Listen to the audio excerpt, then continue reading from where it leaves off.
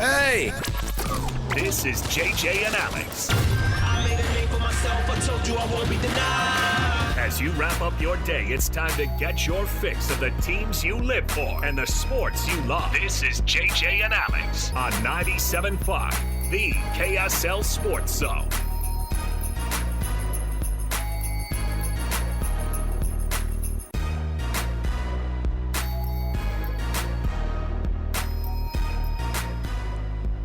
Welcome in, everybody. Happy Friday to you. Thanks for being with us. 97.5 the KSL Sports Zone. Alex Kirry, Jeremiah Jensen, JJ and Alex on your weekend, or taking you into the weekend here. I almost made it the weekend, JJ. That's where I'm at. You just couldn't quit us, could you? I took some days off, much needed. Half this building's empty. It is.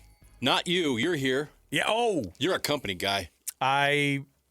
It's really because I'm cheap like that. I didn't want to give. I knew when my plane was coming back, and I did not want to give away even one day of vacation days.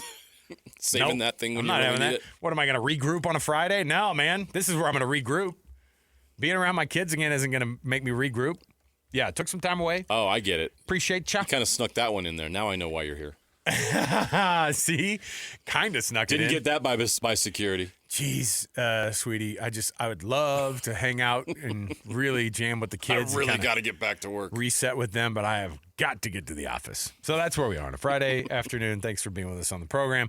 Yes, took a couple days off, and it was fun. We were supposed to be in Puerto Vallarta. Do you want to tell the story? I was supposed to be there, and our plane got canceled with our bags on the plane as we were about to get on. Of all the weeks to plan a trip to Puerto Vallarta, which is one of the most safest places I've ever been on vacation. And here's what's funny is that JJ does the, oh, you guys haven't gone? Oh, it's beautiful this time of year. Like, oh. And so JJ's like, Puerto Vallarta pro over here. I did the same trip almost 6 years of the day. Oh. See, and I haven't done it. And One of the best experiences of my life. Not me. We chose beautiful Chandler, Arizona. At least you had a backup plan. At least you had a plan B. I love it. You go from Puerto Vallarta, which when you say it, you're like, we were actually going to be in Puerto Vallarta.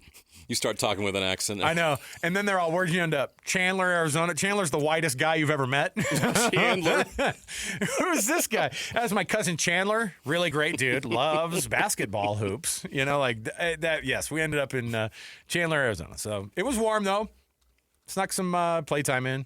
I'm officially very good at pickleball. So either you want to challenge my wife and I to pickleball. Not right now. You're going to get smoked. You've had a lot of practice, it sounds like. Oh, we got our butts handed to us by people in their 70s, and I learned a lot from it. That's all part of the process of pickleball. know. You can't get good at pickleball without getting beaten by senior citizens. No, and it is That's humbling. part of the process. It's humbling, too, when they go, okay, stop. Let's have you redo that. But, okay, so on that, let me just show you something that you guys don't understand the rules on. So it's kind of Stay out of my kitchen. Tough. Well, my wife was like state tennis player. Like she was really good tennis in high school. And so she tries to bring all that. So the athleticism's there, but the court, she still can't get used to the length of the pickleball paddle. She comes up short on that thing all the time. Yeah. And she's like, what is going on? I'm like, you're still thinking you got a tennis racket in your hands. And I just play ping pong when I play pickleball. That's all I do. That's like where my skill set is. I'm spinning the ball with the stuff. So, yeah, fun time. Got away. Appreciate it. Not in Puerto Vallarta, but there we are. Okay. Hey, you guys good? I appreciate Sly filling in for me, man. I'm glad you guys held the fort down. We had fun. I looked like he wore pajamas on Monday. American-themed pajamas? That's kind of insulting to him and what he was wearing. He was wearing the Creed robe. He had a certificate of authenticity and everything. No. Oh, I was like, what? We joked about it. He said, yeah, I should have gassed for that at DI when I picked it up. No, you know what's funny is like that seems like a Sly thing that he may go, my wife found this robe on eBay and she got it for me because she knows I love Creed so much. It was about as good of a boxing robe as you can get. American we celebrated that win the right way. I had some Freebird going. He had his Apollo Creed robe on. Yeah. Look, I was in the airport, waiting when Team USA's playing, and people were cheering loud in the airport, and it was awesome to watch. Just kind of from a distance, but it was cool to see the whole thing. And, man, the amount of mileage that Jack Hughes' teeth have gotten over the past, I don't know how long, been awesome. So there you go. All right, we'll kick off the show officially. Now, when I was down in Arizona, I saw a handful of guys that I'm pretty sure are Sun Devils. They were practicing on their own at a football field right next to the pickleball courts I was at. But they had Arizona State gear on. I was like, why are these guys out here doing this? And it's because they were reporting, like everybody else, in a lot of cases, they're starting up their spring football this week. So when I walked by, I said, do you guys play for Arizona State? Yeah, we're starting up spring practice this week. They get it started up. They were doing the thing, logging the time, throwing some throws to one another, just on a regular high school field. A couple of guys who are brand new, a couple of freshmen, and I thought, oh, we're kind of getting back to it. And it was already hot, down in Arizona. So I was like, oh, great! It already felt like football season was upon us, and it kind of is when we kick off spring. And so BYU reporting for spring practices starting today officially. Let's jump in right now. Top of the hour. It is The Cut. It's time for the biggest story of the day. This is what made the cut with JJ and Alex on 97.5, the KSL Sports Zone. All right, so as these teams get together, you knock the dust off a little bit. I mean, when you really think about it, it was not much of a break, right? You get done playing, you are a month and a half removed, basically, from when you guys pack up all your stuff in your locker and walk away from it, and you're back again. So BYU's got a lot to figure out. At this time last year, Jake Retzlaff was throwing footballs to all of his buddies and everything was fine, right? And then you get the rug pulled out. I don't even know what was the time frame of when he actually, it was after spring. I remember that, or at least getting close to it, or at least maybe he was, is it late May? That's right. That's late in the game. And the off-field stuff, obviously, this year, you're going to have some distractions there. They're not going to have any distractions. The fans will be distracted by the Parker Kingston news. We have 2 years in a row of a couple big, subtractions from the roster, and you have to deal with those things as a coaching staff. Boom, done. You cannot predict these things, and when they happen, you just have to roll with it and then move on. You have no time. So Kalani Sitake going into spring camp here, he's been massively successful the last couple of seasons. And he's been not just on the verge, but on the very, very edge of being able to get into that college football playoff, which, of course, are the designs that they have now. The question is now can BYU figure out how to take whatever that momentum was, subtract the defensive staff that you had in a good chunk, obviously Jay Hill and that name that leaves, and Jannar Guilford, I think, is going to be one of those. That's a huge loss. I think people don't give that enough weight. And then you have to not start over, but because Kelly Popinga is your guy now and he steps into that role, he's not unfamiliar with this coaching staff. He knows what he's doing. He was the special teams coordinator for all these years. He was coaching these positions on this defense as well. What does it take for BYU to get to where they've been the last 2 seasons? 11 wins and 12 wins the past 2 seasons. Is there a way to maintain that, JJ? Because in my mind, it's so hard in college football. It's so hard in power conferences. How do they do it, and where does it start here in spring? Well, they've got the roster to do it. I believe that. I look at what they're bringing back, especially on defense, and the addition of Kedu Olave at linebacker, basically filling that Jack Kelly role. And by the way, Jack Kelly killing it at the combine. Sly talked about stock going up huge, yeah. That Jack Kelly's somebody that nationally they were going to overlook, but when he goes to the combine, he's going to kill it. He doesn't look the part, but he is when he's on the field playing.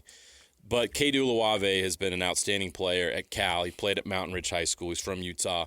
Coming back home to play for the Cougars and filling that role, I think they're going to be great on defense. The safety position is loaded. Falatau Satuwala, I think, is going to take another step. I think he's going to be an all Big 12 type player, maybe even All-American consideration.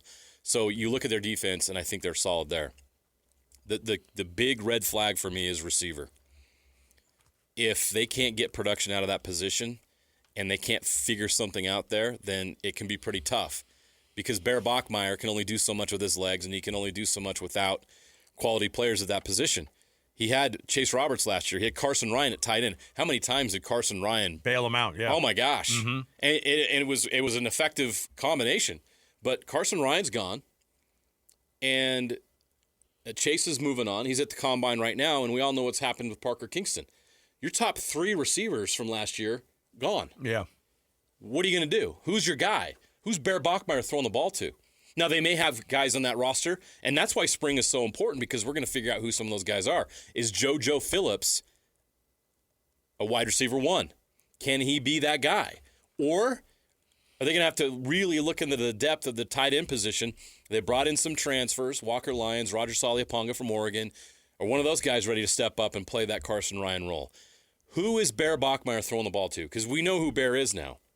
And Bear's only going to get better, but he's only as good as the guys on the other end of his passes. And you know who he's handing it off to, which is also great news. So you do, and that's why I'm confident in BYU, because you're going to have the run game, you're going to have the defense. That's going to keep you in a lot of games. That's what happened last year.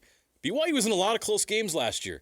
There wasn't a lot of track meets that they were in. Right. They had to grind out a lot of wins. They had to have some late comebacks, but they have the personnel to do that. If, and you asked, what's going to be the difference in getting back to that level of 10, 11 wins, contending for a Big 12 title, being in college football playoff consideration? Somebody in that receiver/tight end group has to step up in a big way, and it's got to be more than one guy.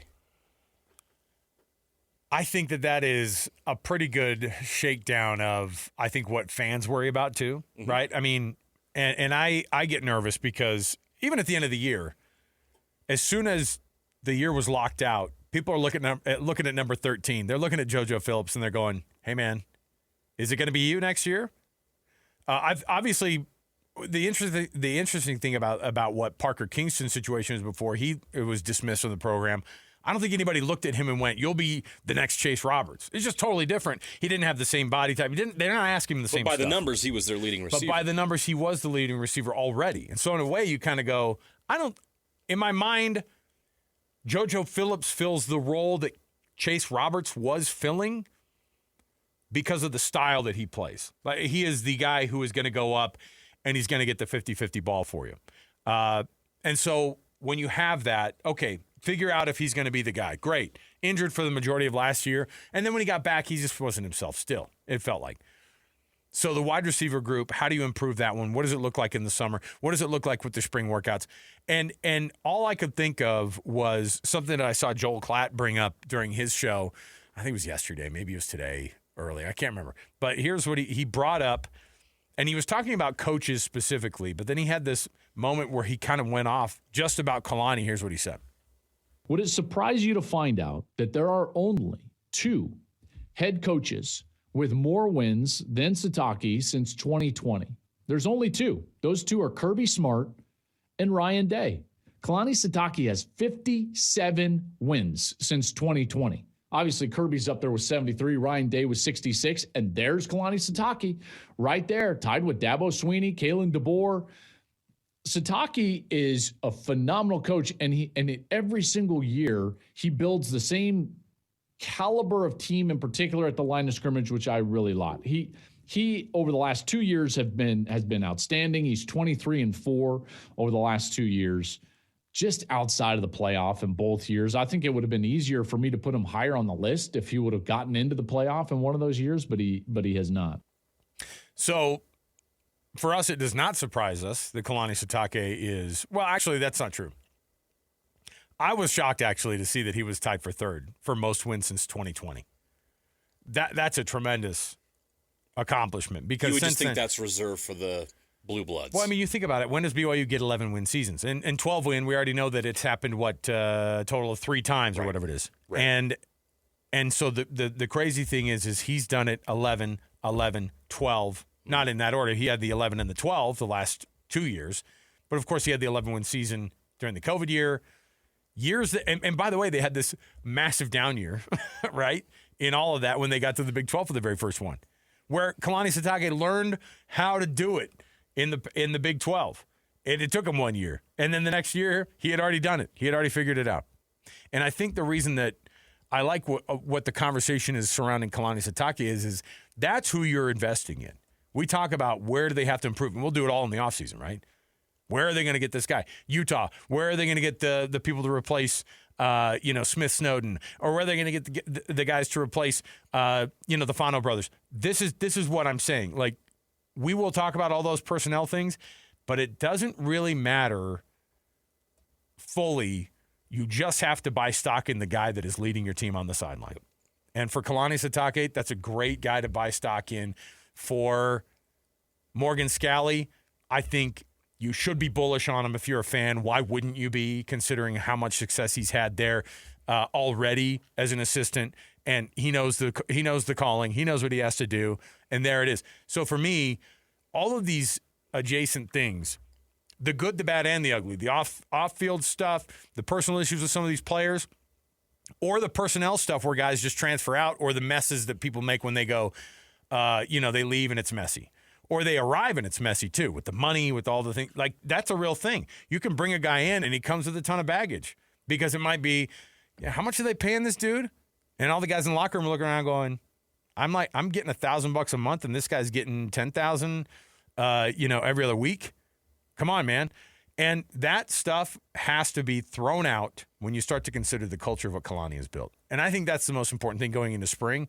And I hope and I'm sure that they're going to have that message when they tell guys, whatever is happening off the field, you can't control any of that. You can only control, here comes the big cliche, you're 1/11th. Don't roll your eyes. Come on. Come on. Every team in the entire state uses it, by the way. Look, I'm just in charge of the 1/11th. You just got to do your 1/11th.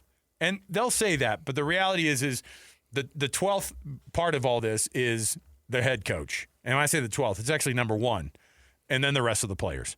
You have to have the culture there. BYU has the culture there, and they had a guy who could have walked out the door probably to Penn State, didn't do it. And so just like you have LJ Martin coming back, just like you have think of all these names. I mean, when you look at it and you go, there's no way that LJ is going to come back. We all said that, right? We all thought it. Well, maybe the injury contributed, but I thought he would jump to the NFL. Why wouldn't he? What do you do better than 12? You're the Big 12 offensive player of the year. Right, and an All-American in so many of the publications, right? So what are you going to do to improve your stock? Well, I don't know. He looked at it and went, I'm signing up with this guy. LJ Martin comes back because Kalani is there, right? Part of it, for sure. And I don't think that you have, and I think you have guys, you had so few. Satawala I was shocked, to be honest. Not because I thought to myself, oh, he's going to be disloyal. I was shocked because you have the chance to be, he would be a first-team All-American preseason if he was at Michigan right now, if he'd have followed Jay Hill. He's that good of an athlete, yeah. But those guys buy into more than just that one coach. They buy into the head coach. They buy into the program. They buy into BYU, and that is where Kalani, I think, has done a masterful job. So the spring, all that stuff, there's so few things we're going to be able to know about spring. We don't get to see very much. And frankly, what you do see in the spring is kind of, I mean, it's not reflective of what the team's actually going to be like. And we can make our predictions right now. We could look at all these things and pretend like we know what this team is going to look like. The best thing that could have happened to this team is that Kalani Sitake stayed. That's it. That's the most important thing, because then everything else starts to fall into place. And I think that the good news for BYU fans who have been, frankly, JJ, massively depressed over the past month and a half, and certainly the basketball stuff hasn't helped. There's some adversity going on in Provo right now, for and sure. So all of that has added up to a way that you could be like a little bit wringing your hands of wondering what's going on. And I don't think you need to worry about it. Is he going to win 12 games every year? Probably not. Does he have the ability to recruit guys into there so that they can? That's where he's gotten better, is that he's brought talent in, not just, hey, it's nice to have a couple of these great LDS athletes in here. They're figuring out a way to do it, not just on a big stage, but the biggest stage of Power 4. I know, don't at me with the Big Ten and the SEC are stronger conferences. I know. Okay, but Kalani, with what he has in front of him, is the best version of what BYU's got right now. And now he's got the financial backing that he needs fully. And that's why the Penn State opportunity was so important, because it forced leverage into a situation that allowed him to make sure that he had what he needed resource-wise to continue on this track. Building a top program in the country consistently is not easy. There's a lot of things that go into it. Just look around the country and you see how many teams come and go, drop off. Look what Clemson's going through right now. I mean, Clemson was... They were one of the top 3 programs in the country, and now it's like nobody takes them seriously anymore. You can drop off pretty quick if you don't hold up to a certain standard. And in the day of NIL and transfer portal, to now have that financial backing that you need to be able to go get what you have to have in order to maintain that, now allows Kalani Sitake to focus on consistency with this program. And that is a challenge because there's a lot of variables. You know, the Parker Kingston situation is a variable. Your leading receiver all of a sudden is no longer on the team. Yeah, and he won't be, and you just have to, you got to forget about it. This happens. Totally. Like yes. I know it's a wild story, but this is college football coaches prepare for the worst. And you never know what's going to happen, and that is a good example of how things can change quickly. It could be an injury, it can be a suspension, it can be all kinds of things that force change. So Kalani Sitake will have to navigate all those different challenges, and this Parker Kingston dismissal is one of those challenges. But this is an opportunity for their recruiting and the work that they've done to build a quality roster to fill the void. And I'm going to be watching and seeing in the spring what receivers start popping.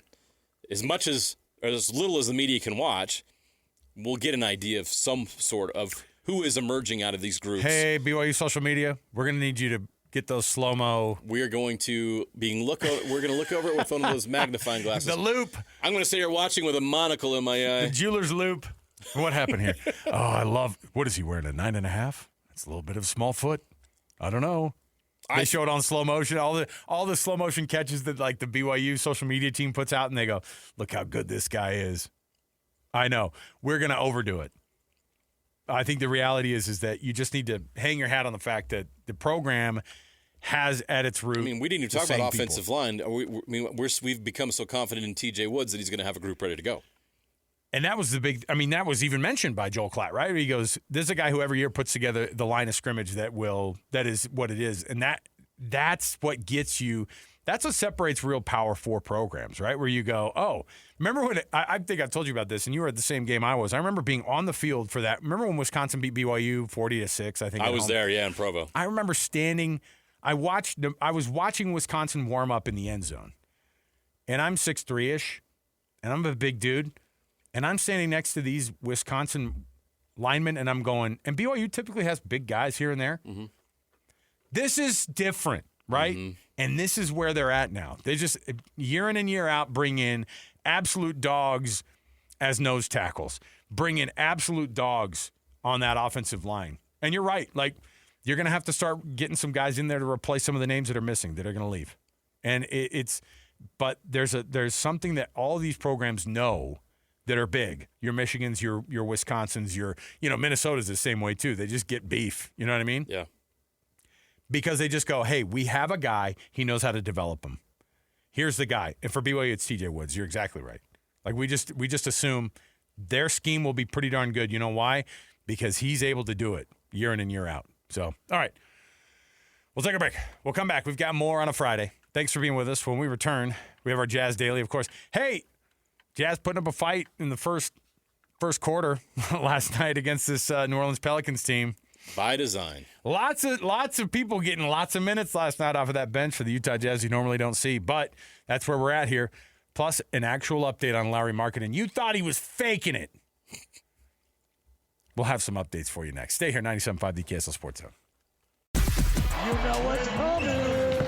Your daily deep dive into everything Utah Jazz. It's time! All season long and even in the off season. It's Jazz Daily with JJ and Alex on your exclusive home of Utah Jazz basketball. 97.5, the KSL Sports Zone. All right, everybody, welcome back. JJ and Alex, 97.5 the KSL Sports Zone. Happy Friday to you. Hopefully rolling into the weekend here with some plans of some golf. Hey, lots of golf courses opening up right now. The weather is weird, unbelievable, but phenomenal.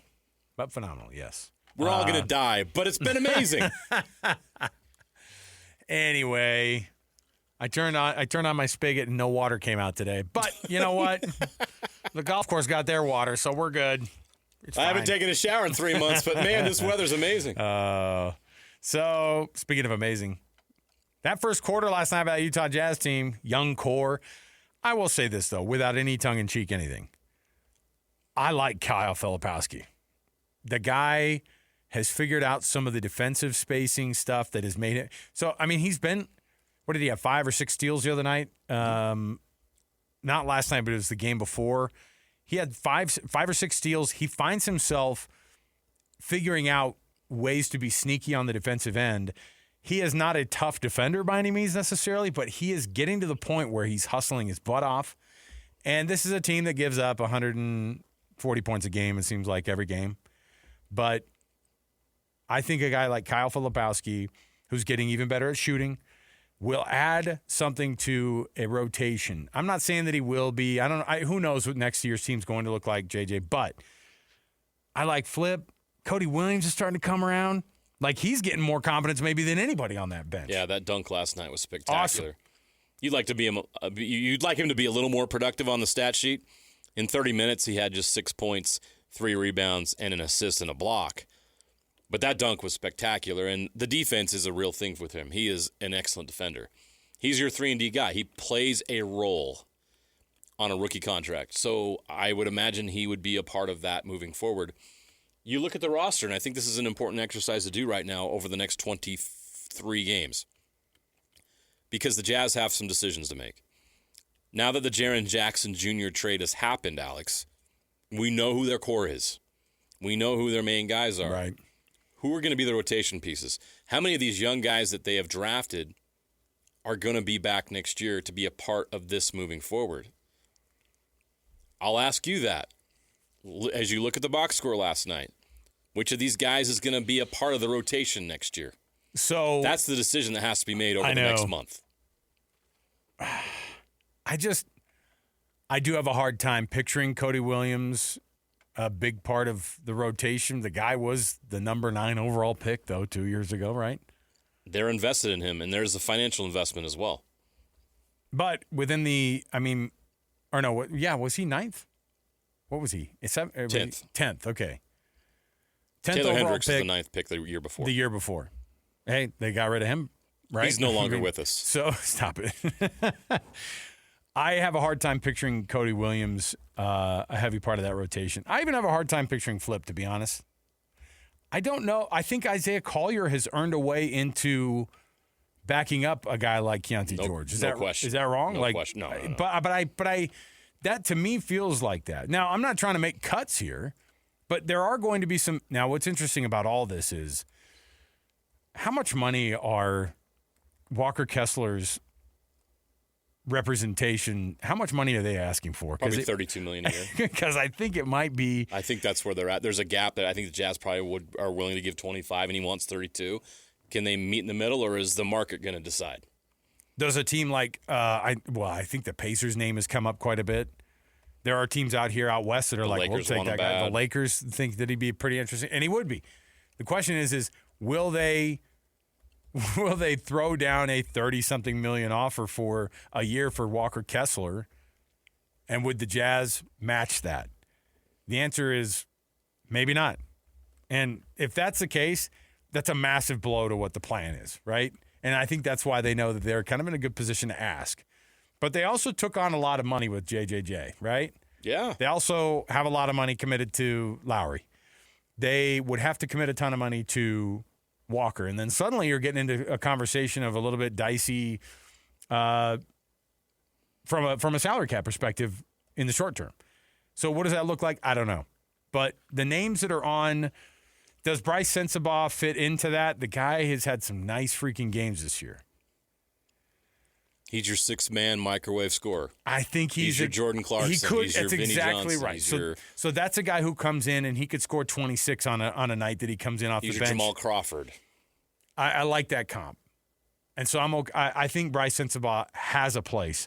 I think Isaiah Collier has a place. I think guys like Flip and Cody Williams probably have to look around and wonder if they're going to fit into this. Let me give you the numbers real quick, and you decide who you're cutting. Okay, your starting five. Let me just say this is your starting five.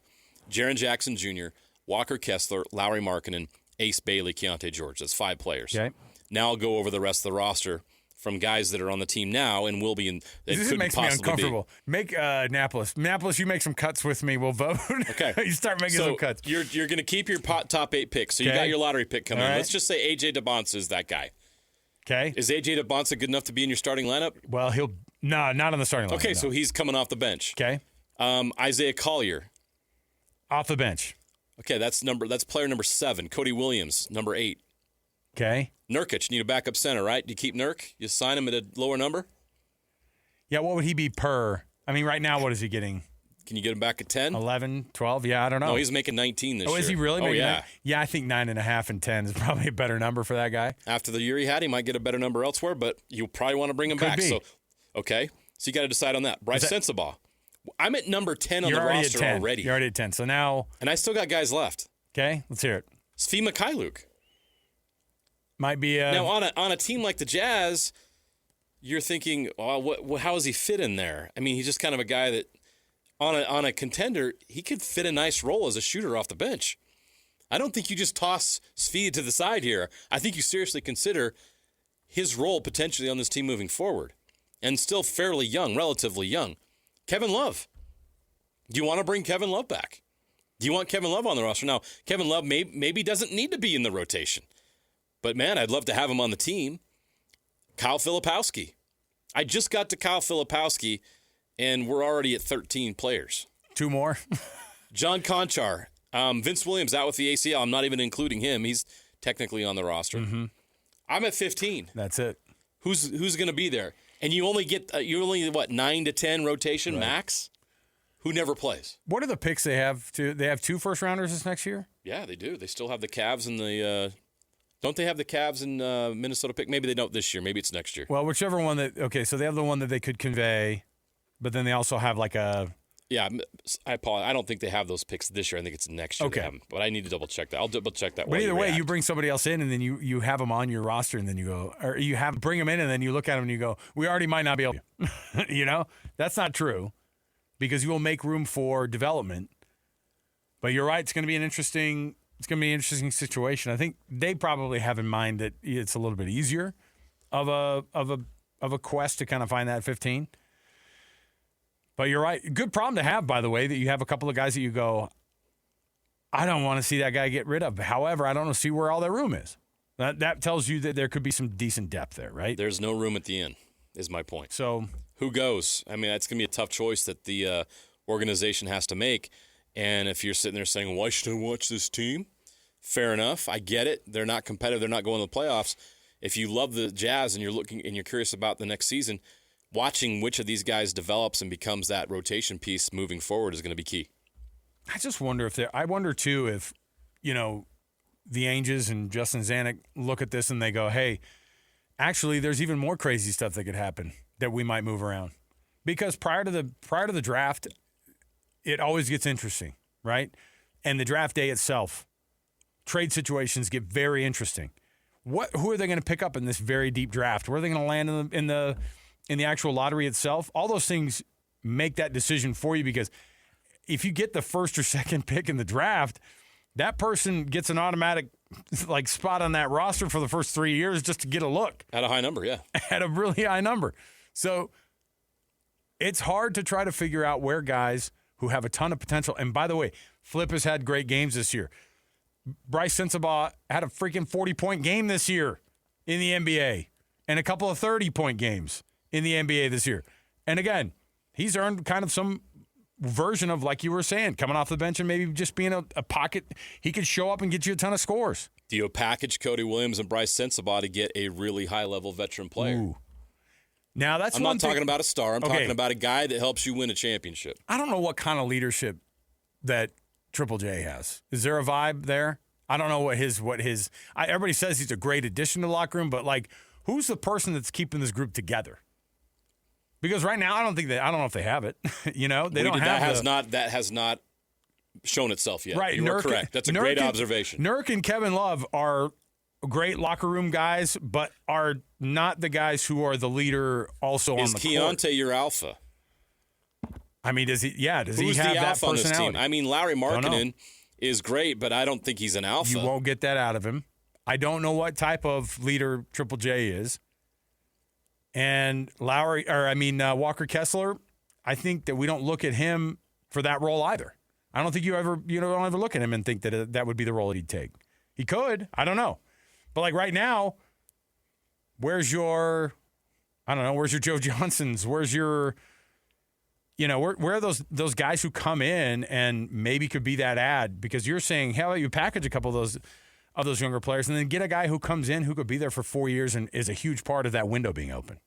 Yeah, because your focus goes from roster building to contending, and you're not worried about the development of young players at that point. You don't have time for that.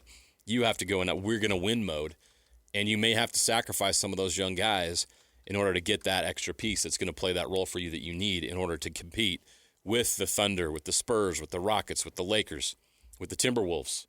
Talking about the top teams in the Western Conference. Me and Sly went through it yesterday. It's a juggernaut. Portland's emerging. You go through, and the only team that's in the playoff situation right now that you think is going to take a step back is the Warriors, simply because of age. Yeah. Those teams aren't going anywhere. This brings me to my next point of why I had this discussion in the first place. When you bring Jordan Clarkson back, what's he getting paid at New York, by the way? I think he's getting a veteran minimum, right? Something small. I'd have to look it up. But they don't have to pay him the 3 year, $55 million that they did, a couple of years ago. Bring him back. I guess I'm just teasing. And yet, I think they need a version of that, though. Yeah. Not just the scoring type, but the guy who is like telling people about how great it is here when they get here, and also about just kind of bringing the locker room together. That guy was a glue guy. You figure out what your needs are with this core group, and you fill them. And you may have to use some of these young players in trades to do that because there's some teams out there that might want to get a little younger. You take advantage of that situation. Everything is on the table for the Utah Jazz over the next 3 months. And buckle up. It's going to be fun. We have a Would You Rather next around the corner, a Friday edition of a Would You Rather. So don't miss any of it. We've got a ton on the program here with you on a Friday. Stay here, 97.5 the KSL Sports Zone. Listen, everybody. Real-life hypotheticals to get your brain churning. As JJ and Alex ask, would you rather?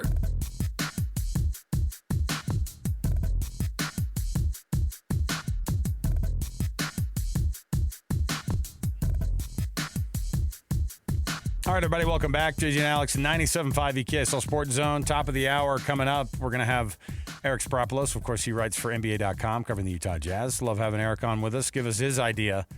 Well, hey, you know what, guys? Let's just ask him which guys he'd cut at the end of the year. That's fine. Just ask. I mean, look, Eric studies these guys. He knows who shouldn't be here next year. I bet he's got a list. Look, I think everybody kind of has in their minds, like, first of all, there's the grind of the NBA, what it takes, all that stuff, right? But, man, it is so hard to figure out long-term what you're going to do to win. Just think about when the Jazz were good, like, pretty quickly after Quinn Snyder showed up. Took a couple years, right? Mm-hmm. Now they had a different situation. Year 3, they took off. Yes, and they were just a playoff team, man. No question about it. No, and they would get you a series win every other year, right? Everybody knows that stretch, what it felt like, and we didn't realize how difficult it was to put together a playoff roster until you didn't have one. Not only did you not have one here, you weren't close to one. And even until the Jaren Jackson Jr. trade was made, people are looking around going, okay, now you have these two guys. Even with the development of Keontae George, which, by the way, what if he would have just been the same version of what he was last year? Wouldn't have been good enough. The Jaren Jackson Jr. trade might not solidify.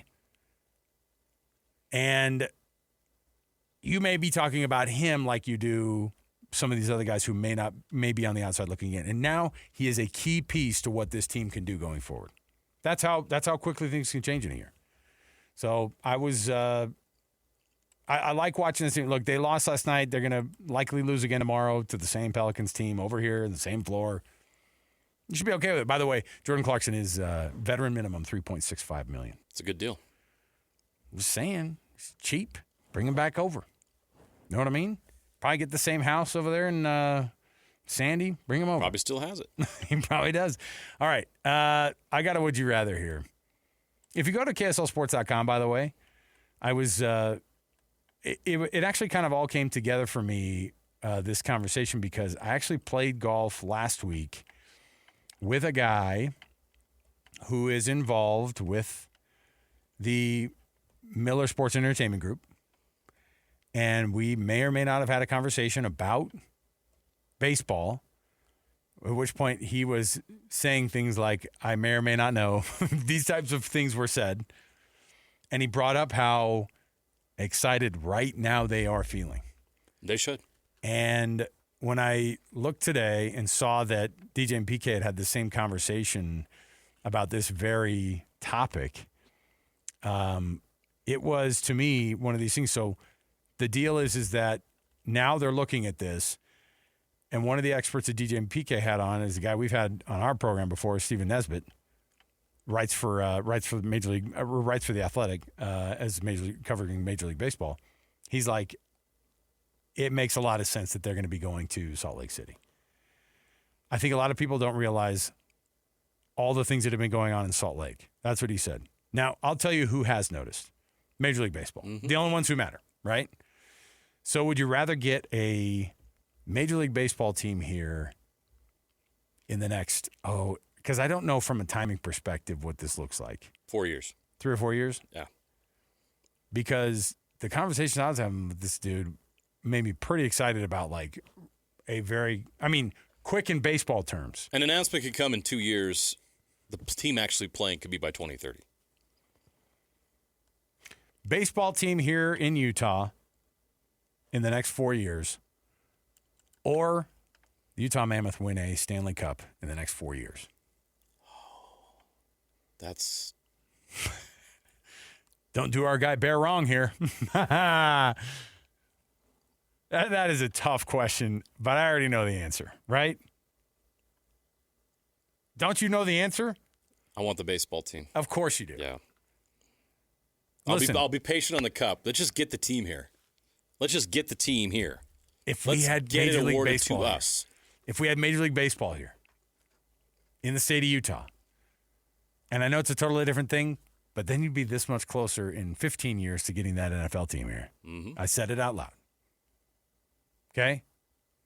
So that to me feels like something that could be a possibility. Now, the NFL one is a pipe dream, okay? But the Major League Baseball one is not. Because the next thing that's just happened is, remember the Power District?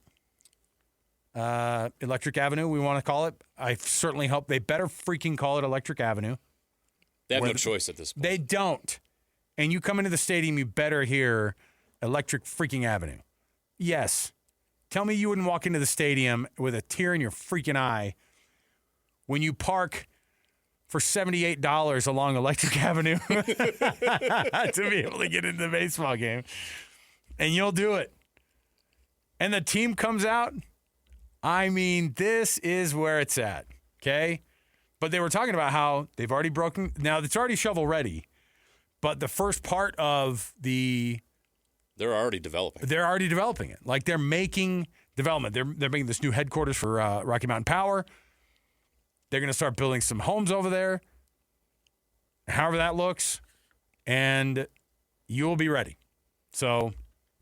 I just thought, I know we're just so involved in hockey right now, and it would be so phenomenal to see this thing become a reality. That the hockey team could win a Stanley Cup. That a team that is here in Salt Lake City would hoist Lord Stanley's Cup. Listen to what we're saying. Or that a Major League Baseball stadium on Electric Avenue gets fired up, and you're playing in the AL West or whatever, and my Mariners come to town, and I get to see them. Wow. All right? Sign me up. That's how far we've come.